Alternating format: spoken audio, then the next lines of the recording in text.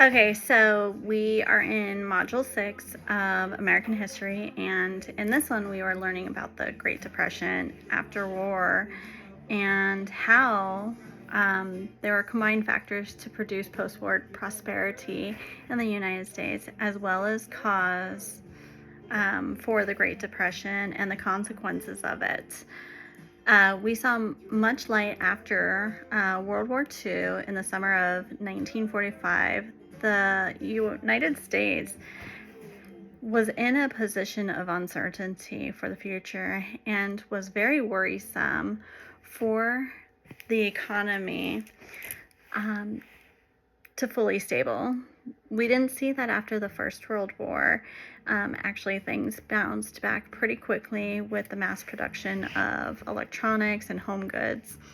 So, being that this was the second time, us as Americans probably thought that it would jump back pretty quickly, but it did not.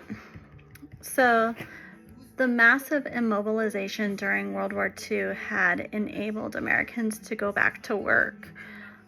We saw the unemployment rates reach 25% during the Great Depression and was still hovering around 14% by 1939. It was able to drop 1.2% in the lowest record in history after the war ended. And we saw the United States businesses, military, and government officials were in conversations regarding the question on how the country would be able to go from producing military equipment to civilian production. With the war ending, there were millions of men and women that were uniformed, and they were scheduled to return home without knowing how they would come up with an income to provide for their families. And so with that came the Great Depression.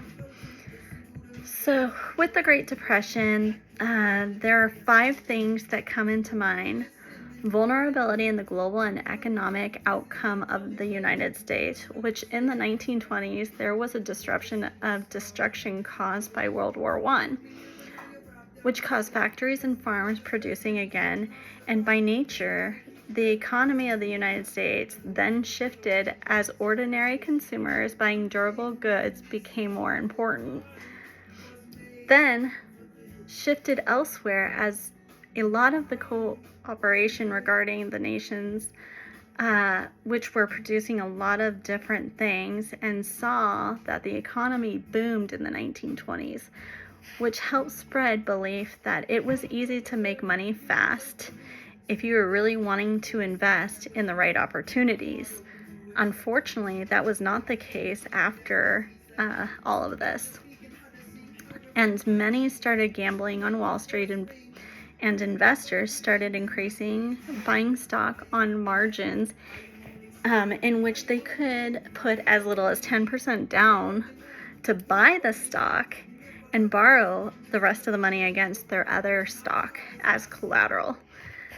Corporate stocks soared and brokers made huge commissions. Then the stock markets crashed. And 2 things came about from this.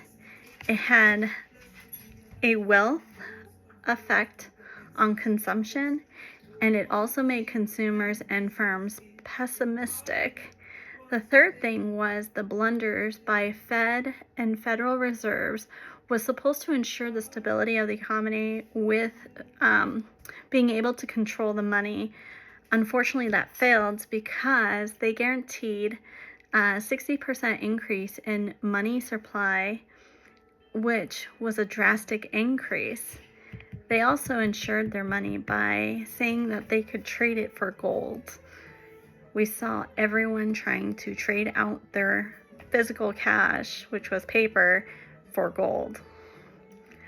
The Smoot Act, there came a time when perfectionists in Congress had to ensure an effort to shield American factories from the competition of foreign countries. Lowering the price of goods, which backfired when the country put tariffs on the exports that were coming from the United States, and which this created the perfect economic storm.